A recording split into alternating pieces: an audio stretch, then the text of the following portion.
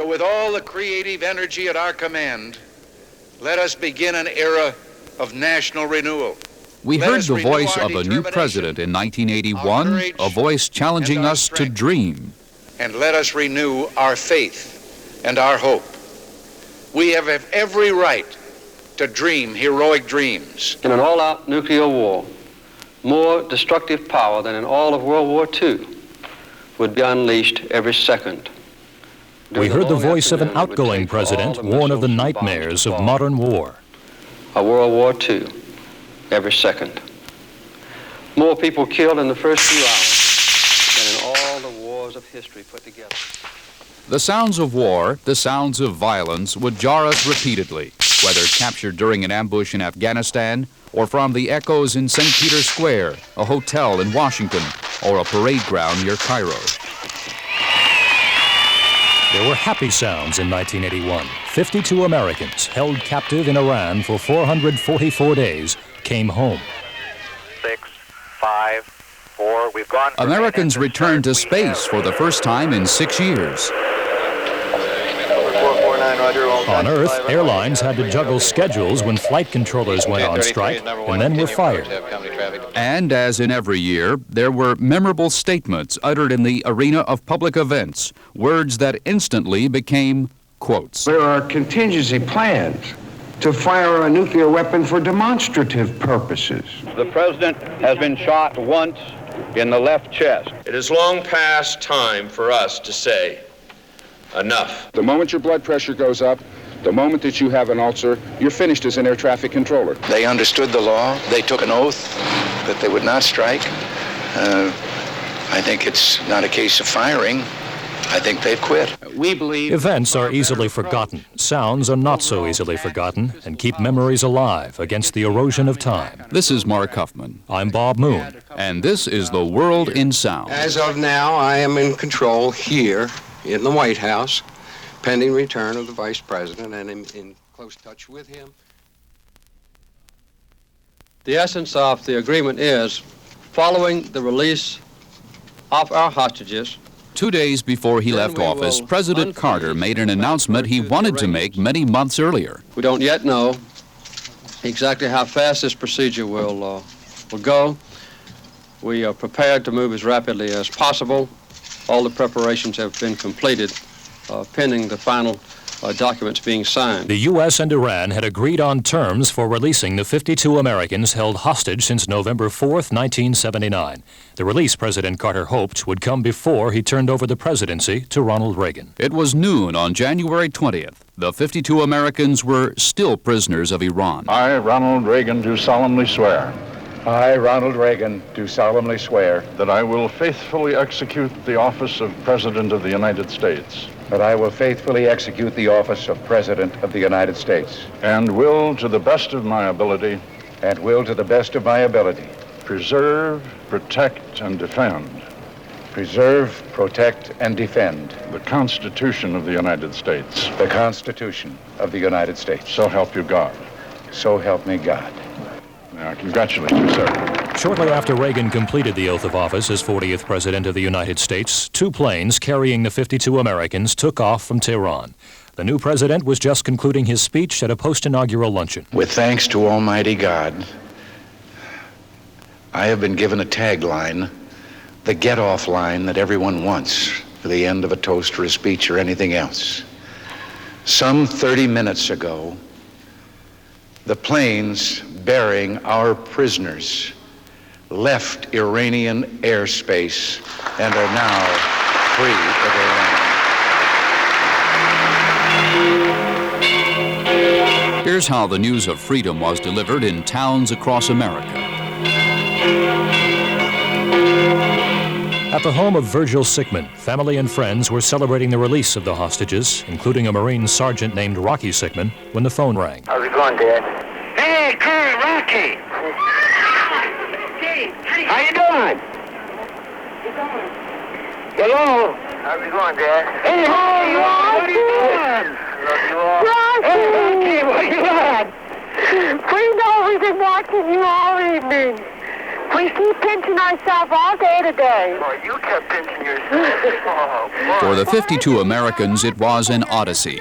They were flown to West Germany, where they were greeted by former President Carter, who learned firsthand of the hostages' treatment. The acts of barbarism which were perpetrated on our people by Iran can never be condoned. Iran, in my judgment, and the people responsible in Iran for this criminal act ought to be condemned by all law-loving, decent people of the world. Former hostage Bruce German told of one terrifying time he called Night of the Gestapo. That was as close as I've ever come to total terror, that particular night. It was what they call a security shakedown. They had reports that we were passing notes and communicating, and some of the guys may have had weapons. How that was possible, I don't know. What weapons, a spoon? So they brought in these goons with the Uzis and G3s and shook the place down. We assumed the classic position against the walls with our blindfolds, and they cocked the guns in our ears, and we experienced total terror. The odyssey continued. From West Germany, the 52 Americans traveled to the military academy at West Point to be reunited with their families. Thousands of Americans stood along the road to West Point, cheering and waving flags and yellow ribbons. Yellow ribbons had become the unofficial symbol of the hostages' captivity, and they were everywhere. A giant yellow ribbon was tied above the New Orleans Superdome as the Oakland Raiders beat the Philadelphia Eagles 27-10 in the Super Bowl. The odyssey came to an end on the south lawn of the White House.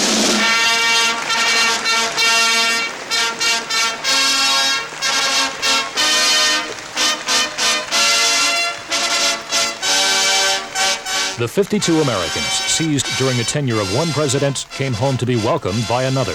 Ronald Reagan was president now, and in tone and substance, he tried to show there had been a changing of the guard, a transition in the way Americans viewed themselves and their world. Turn the page and look ahead, and do so knowing that for all who serve their country, whether in the foreign service, the military, or as private citizens, freedom is indivisible. Your freedom and your individual dignity are much cherished. Those henceforth in the representation of this nation will be accorded every means of protection that America can offer. When the rules of international behavior are violated, our policy will be one of swift and effective retribution.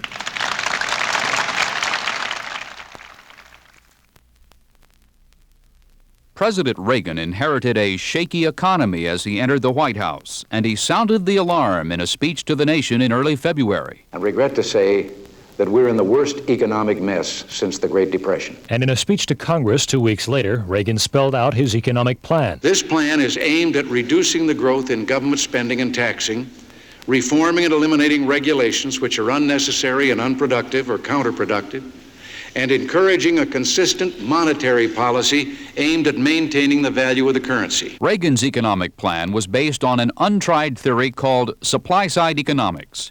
Reagan proposed cutting nearly every government program except defense, but promised not to wipe out all social programs. Those who, through no fault of their own, must depend on the rest of us, the poverty-stricken, the disabled, the elderly, all those with true need, can rest assured that the social safety net of programs they depend on are exempt from any cuts. Budget Director David Stockman took the lead in selling the president's plan to a sometimes hostile Congress. Our problem is that we have more good purposes, more desirable objectives, more plausible programs, at least from somebody's point of view, or some recipient or region's point of interest, than we can possibly fund if we expect to turn around the entire economy. Many Democrats, like Robert Byrd of West Virginia, called Stockman's approach insensitive and cruel. Well, Mr. Stockman has said that the people don't have a right to services.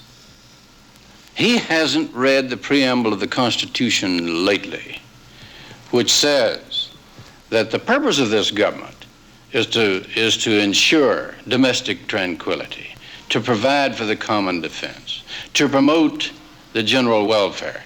And in all of these areas, the government has to perform services that the people themselves can't perform. 63 Southern Democrats in the House sided with the president, while the Republican majority prevailed in the Senate, and Reagan got his package of tax and budget cuts. This represents $130 billion in savings over the next 3 years. This represents $750 billion in tax cuts over the next 5 years. And this is only the beginning, because from here on now, we are going to have to implement all of these, and it's going to be a job to make this whole turnaround work. President Reagan had scored a spectacular victory in winning approval of his economic policy. By September, though, it was apparent Wall Street had not been won over. The stock market tumbled as deficit projections jumped. Unemployment rose to 8%, and the president conceded the economy had slipped into a recession. There was another embarrassment in November. In a magazine article, Budget Director Stockman was quoted as seriously questioning the administration's economic policy. Stockman went to the White House and offered to resign. At the end of the meeting, the president asked me to stay on the team. But let me be clear on my own account. I would not be here now, nor would I have worked 16 hours per day for nearly a year if I did not believe in the president and in his policy. Many Republicans and Democrats alike publicly expressed doubts about Stockman's future effectiveness. The Reagan administration's plan to boost defense spending was only one sign of a new posture toward the Soviet Union. I know of no leader of the Soviet Union since the revolution, including the present leadership, that has not more than once repeated in the various communist congresses they hold their determination that their goal must be the promotion of world revolution and a one-world socialist or communist state. While the U.S. and the Soviet Union exchanged heated rhetoric, some people in Europe began to worry that if these two superpowers got into a fight, Europe in the middle would become a nuclear battlefield. The European peace movement began to grow. Why I'm here? Well, because I fought in the last war and I thought that was going to be the end of it. I'm demonstrating against nuclear weapons, and especially nuclear weapons in Europe. The Americans can keep them. We've come here so we can put up flags to say we don't want nuclear weapons. Despite the protest, U.S. officials, such as Secretary of State Alexander Haig, still commented publicly about the unthinkable, the use of nuclear weapons. There are contingency plans in the NATO doctrine to fire a nuclear weapon for demonstrative purposes, to demonstrate to the other side that they are exceeding the limits of toleration in the conventional area. In November, President Reagan tried to diffuse the mounting anxiety in Europe by proposing the U.S. and Soviets both reduce nuclear weapons on the continent. With Soviet agreement, we could together substantially reduce the dread threat of nuclear war which hangs over the people of Europe. This, like the first footstep on the moon, would be a giant step for mankind. The winds of change continued to sweep across the music industry in 1981. In the midst of punk and new wave, Christopher Cross emerged as a potent new force as he picked up a handful of Grammy Awards in late February. I guess it's just a feather in my cap. I'm sure that because of it, I'll get mainly more press probably. And I'm not going to deny that I like it. It's certainly nice making more than $50 a week, but I think the radio and the press is how I got the success that I've gotten because, people found out I was and the record got played. So I'll just get more of that. That worked before, so I'm digging it.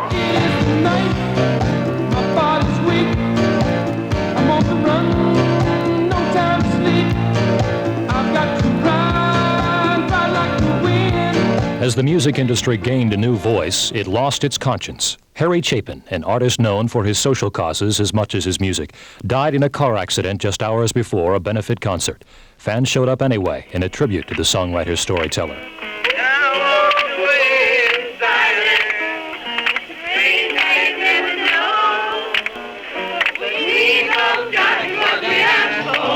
Such a long, long time ago.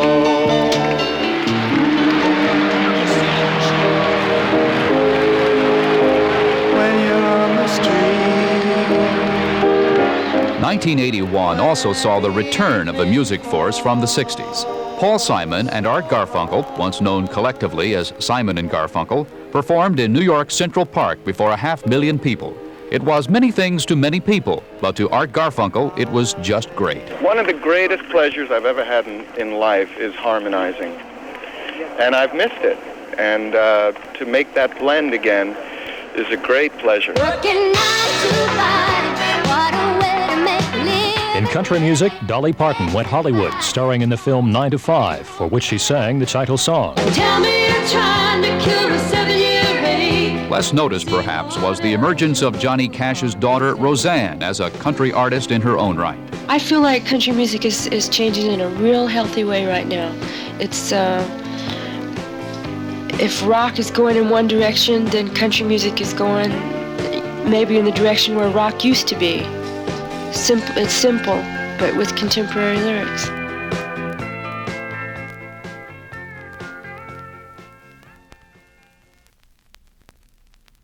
For more than a decade, the status of women in the eyes of the law had been the subject of debate that continued in 1981. Every day of this countdown period is one less day for equal rights. Perhaps this is the last chance in this century to gain full On rights June under the 30th, law. Eleanor Smeal of the National Organization for Women kicked off a last-ditch drive to win ratification of the Equal Rights Amendment. The ratification deadline was just 12 months away, and the ERA backers were still 3 states away from the needed 38. Phyllis Schlafly of Stop ERA was already claiming victory. No state has ratified ERA in the last 4.5 years, and I see no prospect that any state will ratify in the remaining 12 months.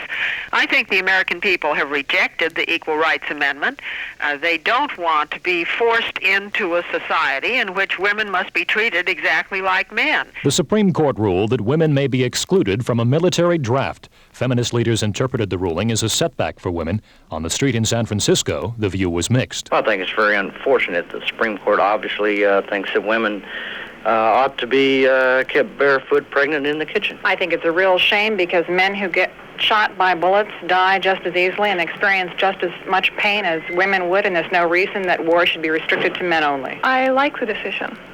I think the fewer people altogether that are subject to the draft, the better off we all are. President Reagan, who opposed the ERA, nominated a candidate to replace retiring Supreme Court Justice Potter Stewart. The nomination shattered nearly 200 years of tradition. I'm pleased to announce that upon completion of all the necessary checks by the Federal Bureau of Investigation, I will send to the Senate the nomination of Judge Sandra Day O'Connor of Arizona Court of Appeals for confirmation as an Associate Justice of the United States Supreme Court. Judge O'Connor drew praise from liberals and conservatives alike. Though anti-abortion groups opposed her nomination, she won Senate confirmation by a vote of 99 to nothing. I'm absolutely overjoyed with the expression of support from the Senate. And my hope is that 10 years from now, after I've been across the street at work for a while, that they will all feel glad that they gave me the wonderful vote they did today, and I'll certainly work hard to make that happen. Justice O'Connor took her seat on the Supreme Court on the first Monday in October.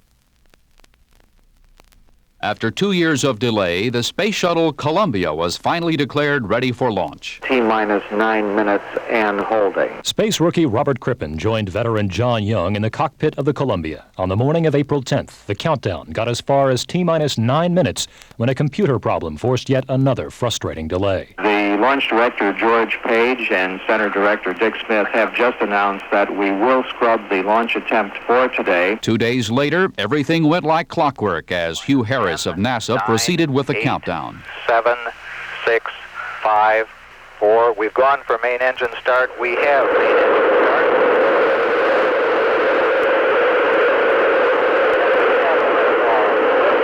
America's first space shuttle. And the shuttle has cleared the tower. After 2 days in orbit, America's revolutionary new spaceship started the risky trip home, zooming toward a desert runway in California. Right on glide slope. Approaching center line, looking great. 2,500 feet. Clear. They're coming. They're down. 50 feet.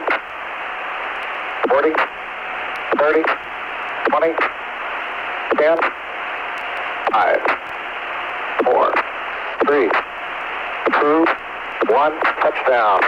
Hook 'em out, skipper. Welcome home, Columbia. Beautiful, beautiful. It was another milestone in American technology. For the first time, a spaceship blasted into orbit and returned safely to Earth, landing like an airplane. In November, after another scrubbed launch, the Columbia became the world's first reused spaceship, returning to space for another 2-day mission.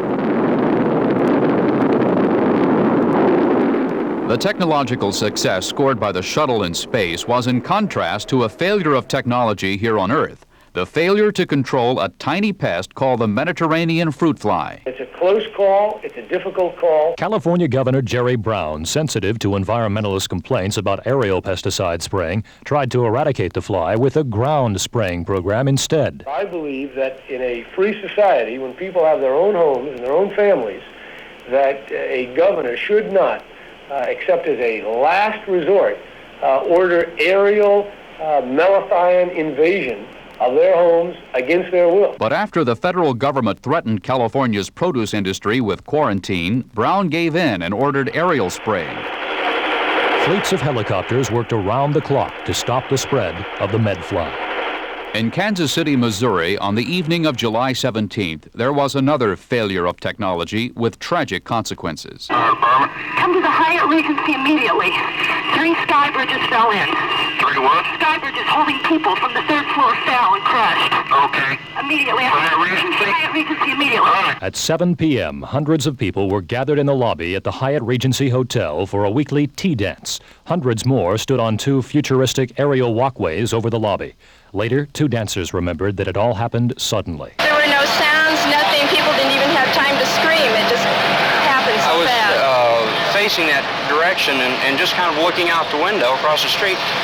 And there was sort of a cloud of dust, and the top one just sort of collapsed like this onto the second catwalk, and then they sort of hesitated there for a minute, and then they just went to the floor, just a sandwich like that on top of each other. 111 people died, another 190 were hurt.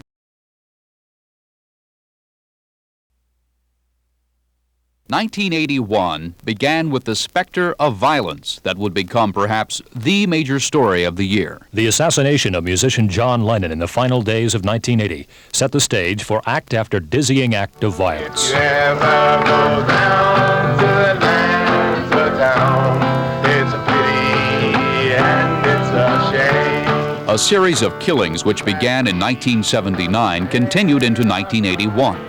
In all, 28 young blacks were murdered in and around the city of Atlanta. The long and often frustrating investigation became a costly burden for police, prompting offers of help from and guaranteed publicity for a crowd ranging from psychics to singers such as Sammy Davis Jr. So Atlanta goes, so shall we all. We cannot let what happens here go unheeded and unanswered. And if I sound like sometimes a little bigger than life, it's because maybe that's what the man upstairs put me here for, to bring attention to something. Under mounting pressure, the White House offered federal help. A 23-year-old black suspect arrested in June was charged with 2 of the Atlanta killings. Coretta Scott King, herself no stranger to the loss of a loved one at the hand of violence, summed up the pain and frustration an entire nation had felt. Something is fundamentally wrong with a society which creates such sickness and depravity. The entire tragic episode leaves us with an alarming but clear conclusion. No one is safe and secure, and everyone is affected by the current epidemic of violence. Indeed, even one of the nation's most protected citizens would not escape the year's violent trend. I felt very comfortable with the intelligence that we had that day. Secret Service agent Jerry Parr, in charge of presidential security on Monday, March 30th, as Ronald Reagan made a routine appearance at the Washington Hilton Hotel. We asked for a situation report 30 seconds before we got there. I would have known if there had been a problem, and there was none. It was a very quiet arrival, and basically it was a quiet departure until the gunfire.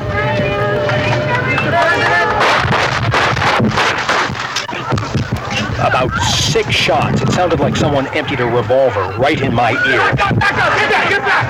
Get back! and I could see instantly that there was a terrible melee. It took me about 1 second to figure out exactly what had happened, that indeed there was an assassination attempt. Associated Press radio correspondent Walter Rogers was waiting outside the hotel, reporters call it a stakeout, hoping to ask the president a question. As Rogers turned his microphone toward the president, the man next to Rogers was taking aim with a gun. Absolute confusion ensued as the shots rang out. I was unable to see whether President Reagan was hit. Someone appeared to have been shot in the head. I saw them lying on the sidewalk, blood coming out of their head. It appeared as though Secret Service agents pushed the president into the back of the limousine, shielding him with their bodies. Again, I don't know whether the president was hurt. He and I landed on top of the transmission riser that's in between the two seats, and he indicated that his chest was hurt. I told the driver to leave rapidly. The presidential limousine was racing through Washington traffic, the chief executive security man still unaware the president had been hit. I ran my hands over his body, up under his arms, on his back, looking for some kind of a wound. Shortly after that, I would say in a space of 10 to 15 seconds, he complained of problem in breathing. He was getting a bit ashen in color. And then he started coughing up a little blood. It was bright red, and I knew from my training that this was oxygenated blood. This is the blood coming out of the lung. I told the driver immediately to head for George Washington, which we did. For almost 45 anxious minutes, America and the world waited for word on the president's fate. Then, shocking news from presidential aide Lynn Nofziger. I can confirm that the president has been shot once in the left chest. He is in stable condition. He is conscious, and Mrs. Reagan is with him. Single bullet wound that entered slightly underneath the left armpit. It traversed about 3 inches of the chest wall and then ricocheted off the 7th rib into the left lower lobe of the lung and moved about 3 inches into the lung substance itself. There was an upbeat prognosis from George Washington University Hospital spokesman Dr. Dennis O'Leary, who related how Reagan had joked with his wife Nancy, "Honey, I forgot to duck." Only later was it reported the chief executive lost nearly half his total blood supply and might well have died had he not received medical attention when he did. Back at the White House, Secretary of State Haig sought to reassure the nation in a not-so-reassuring voice. As of now, I am in control here in the White House, pending return of the Vice President, and in close touch with him. If something came up, I would check with him, of course.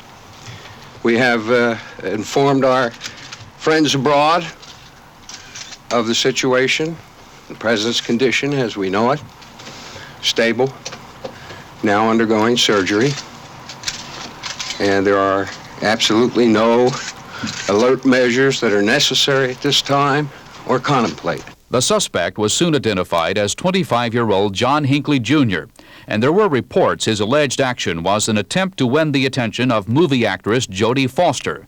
In Colorado, the suspect's family issued a statement through an attorney. We are grieved and heartbroken by this tragedy. John has been under recent psychiatric care. These evaluations did not alert anyone to the seriousness of his condition. We love our son John and will, of course, stand by him. Our hearts and prayers go out to the victims and their loved ones. Within weeks of the shooting, the president and the 2 officers wounded with him had left the hospital. White House News Secretary James Brady remained hospitalized for most of the year on a long and sometimes rough road to recovery. But doctors said, considering the extent of his head wound, even his survival had been miraculous. Soon President Reagan was on Capitol Hill defending American society. 6 societies don't produce young men like Secret Service agent Tim McCarthy, who placed his body between mine and the man with the gun simply because he felt that's what his duty called for him to do. 6 societies don't produce dedicated police officers like Tom Delahanty, or able and devoted public servants like Jim Brady. The president did not emerge from his ordeal with a change of heart on his opposition to gun control, nor did he heed suggestions he should isolate himself from the outside world. Senators Paul Laxalt and Robert Byrd viewed what happened as a sad fact of political life. This president doesn't want to be isolated as a prisoner in this White House. He wants to continue communicating with people. So what we have out here really, I think, to some measure is a price of freedom. In this society that we have, which is an open society, I hate to say that it's inevitable. I don't like to think that it's inevitable, but there's no way to guarantee that there won't be some occurrence again at some point in time. May 13th, an ambulance races through the streets of Rome. Another world leader lies wounded. We've seen the Pope coming up along the rail shaking everybody's hand. And then from the crowd, we've seen the smoke and the fire from the gun. Suddenly someone said, "It's the Pope. He's shot." Then they announced that the Pope's condition was grave, and everybody was very upset. And we kept praying, and then we just kept praying, and there were songs sung in Polish by some choir, and people coming out crying and weeping, and it was really something. Pope John Paul II was shot as he greeted a crowd in St. Peter's Square. As in the assassination attempt in Washington 6 weeks before, the intended victim's life was again spared. Alle due persone ferite insieme con me. Within 5 days of the shooting, the pontiff was able to record a message in his hospital room, and the sound of his voice came as a relief for thousands gathered in St. Peter's Square.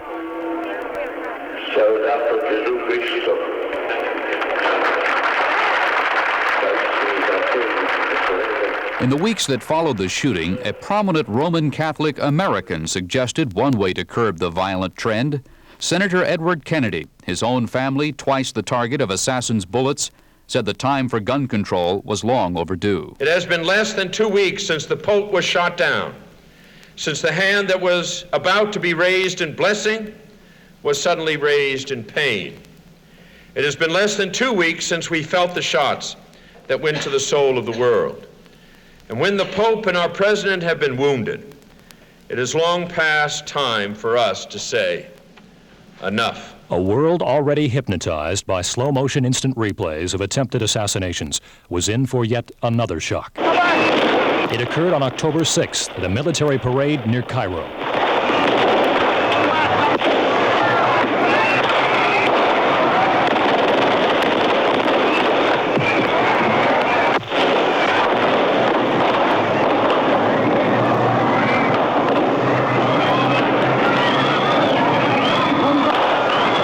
Irony that a man known as a peacemaker in his later years would die in a hail of shrapnel and gunfire. The loss of Egyptian President Anwar Sadat was mourned by both friend, former President Jimmy Carter, and one-time foe, Israeli Prime Minister Menachem Begin. Begin called Sadat's killers enemies of peace. President Reagan warned they may have killed a man, but not his ideas. In life, you feared Anwar Sadat, but in death you must fear him more, for the memory of this good and brave man will vanquish you. In a scene unprecedented in modern U.S. history, 3 former presidents traveled to Cairo to pay America's last respects and march in a solemn funeral procession. The world had lost one of its most prominent leaders and nearly lost 2 others. Not since the 1960s had there been such a resurgence of violence directed at political leaders. And the words of 2 who had felt the pain of the 60s seemed to haunt the beginning of another decade. No one is safe and secure, and everyone is affected. It is long past time for us to say, enough.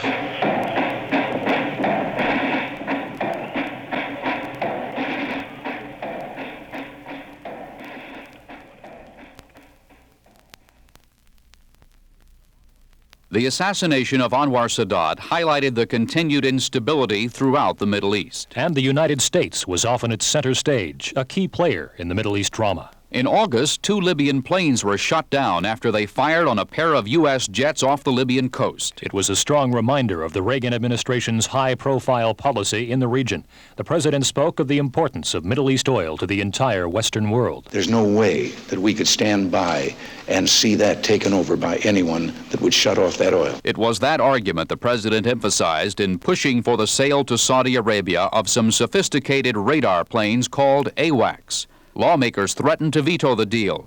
Senator Henry Jackson expressing concern over the region's instability and recalling the revolution in Iran. We lost the Phoenix missile as a result of a similar program in which we made available military equipment to the Shah. And that vital air-to-air missile system, we have to assume, is now in the hands of the Soviets. The president, on the other hand, insisted the U.S. would never again abandon its allies. In Iran, I think the United States has to take some responsibility for what happened there, with some very short-sighted policies, and let a situation come to a boiling point. That there was no need to do that. I have to say that Saudi Arabia, we will not permit to be an Iran. In the end, Reagan's arguments won out. The AWACS sale went through. Israeli Prime Minister Begin called the U.S.-Saudi deal a serious threat to his nation's security. It was another in a series of sharp differences between Israel and the Reagan administration. In June, Israeli warplanes carried out a devastating surprise attack on a nuclear reactor nearing completion in Iraq. The U.S. condemned the raid and temporarily blocked shipment of some U.S. fighter jets to Israel. Begin insisted the raid was a supreme act of self-defense. Should the Iraqis try again to build a reactor through which they can produce atomic weapons, Israel will use all the possibilities at its disposal to destroy that reactor. Among the nations condemning the Israeli raid was Iran, the same country fighting against Iraq in a war that had been dragging on for more than a year. Internal strife caused the most trouble for Iran's shaky revolutionary regime. Abul Hassan Bani Sadr, ousted as president and threatened with execution, fled for France. Back in Tehran, mass executions continued, street fighting flared, and an anti-government terrorist campaign was underway. 72 political leaders died in a bomb blast in June, and 2 months later, an explosion killed Iran's newly elected president and prime minister. Thousands marched in the streets.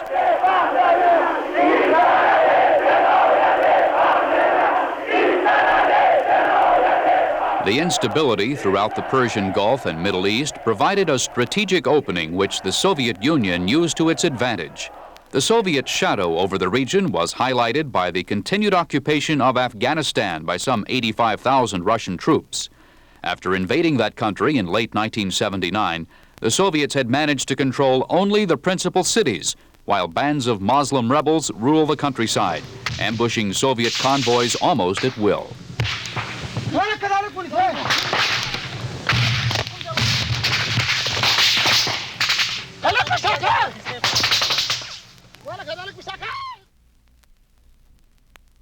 As the Soviet Union remained bogged down in Afghanistan, a new problem was developing in the communist bloc. The independent labor movement Solidarity gained momentum, and Radio Moscow reflected Soviet concern. It has been pointed out that tolerating further any manifestations of anti-Sovietism will do great damage to Soviet-Polish relations, that it contradicts Poland's allied commitments and the vital interests of the Polish people themselves. In America, meantime, labor troubles of another sort. I'll stay home.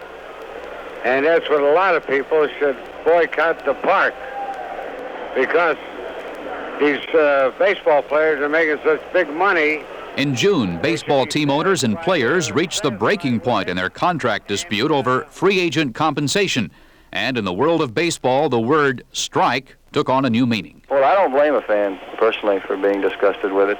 We get disgusted with it. White Sox manager Tony La Russa's concern was echoed by Yankees outfielder Lou Piniella. My feeling is one of amazement, confusion, that in 2 years of negotiating, this problem couldn't have been resolved by now. With the Reagan administration pitching in, the strike finally ended after 49 days, and the cry, "Play ball," was heard across the lane.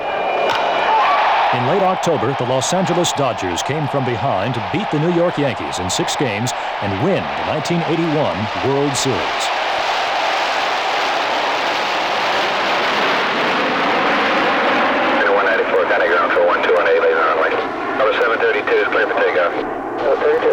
On August 3rd, air traffic controllers went on strike against the Federal Aviation Administration. Union President Robert Poli said the issues were important enough for the government employees to break their no-strike oath. The moment your blood pressure goes up, the moment you develop a nervous condition, the moment that you have an ulcer, you're finished as an air traffic controller. The only thing we're asking for is to be compensated for what's extracted from us during that period. Eastern 233 is clear to land 9 left on 090 at 15. In the control towers, supervisory personnel were joined by military flight controllers, while airlines were ordered to cut flight schedules. Eastern 12, contact departure. Despite delays, the government declared the system safe, and after a 2-day grace period, the president declared the 10,000 controllers still on strike fired. I have no choice. The law is very explicit. They understood the law. They took an oath in writing that they would not strike. I think it's not a case of firing. I think they've quit. Oh, you can't scare me. I'm sticking to the Union. I'm sticking to the Union till the day I die. It was apparent Ronald Reagan, once a union leader, had a tenuous relationship with organized labor. In September, hundreds of thousands of union members rallied in Washington to condemn Reagan's policies. And in November, the AFL-CIO broke with tradition and failed to invite the president to its annual convention. Oh, you can't scare me. I'm sticking to the Union. Sing it with us. I'm sticking to the Union. I'm sticking to the Union. Oh, no, you can't scare me. I'm sticking to the Union. I'm sticking to the Union till the day I die. Thank you. Residents of Northern Ireland have taken to calling them simply the Troubles. And in 1981, there were growing troubles in Ulster. At the Maze prison in Belfast, a group of Irish nationalists went on a protest fast, demanding they be treated as political prisoners and not common criminals. But even when hunger striker Bobby Sands died in May, British Prime Minister Margaret Thatcher stood her ground in Parliament. Mr. Sands was a convicted criminal. He chose to take his own life. It was a choice his organization did not allow to many of their victims. By October, 10 prisoners had starved themselves to death, and the Irish Republican Army, conceding at least partial victory to the British government, called an end to the hunger strike. There were other problems for the United Kingdom. In a summer of high unemployment, riots broke out in several British cities, including London. But in the middle of summer, there was a royal diversion. With an estimated 1 million people gathered in London and hundreds of millions of others tuned in on radio and television, the 32-year-old Prince of Wales and heir to the British throne married 20-year-old Lady Diana Spencer at St. Paul's Cathedral in a ceremony full of pomp and pageantry. I, Charles Philip Arthur George, take thee, Diana Frances. I, Diana Frances, take thee, Philip Charles Arthur George. To my wedded wife. To my wedded husband. To have and to hold from this day forward. For better, for worse. For richer, for poorer. In sickness and in health. To love and to cherish. For death us do part. For as much as Charles Philip Arthur George and Diana Frances have consented together in holy wedlock, and have witnessed the same before God and this company, I pronounce that they be man and wife together, in the name of the Father, and of the Son, and of the Holy Ghost. Amen.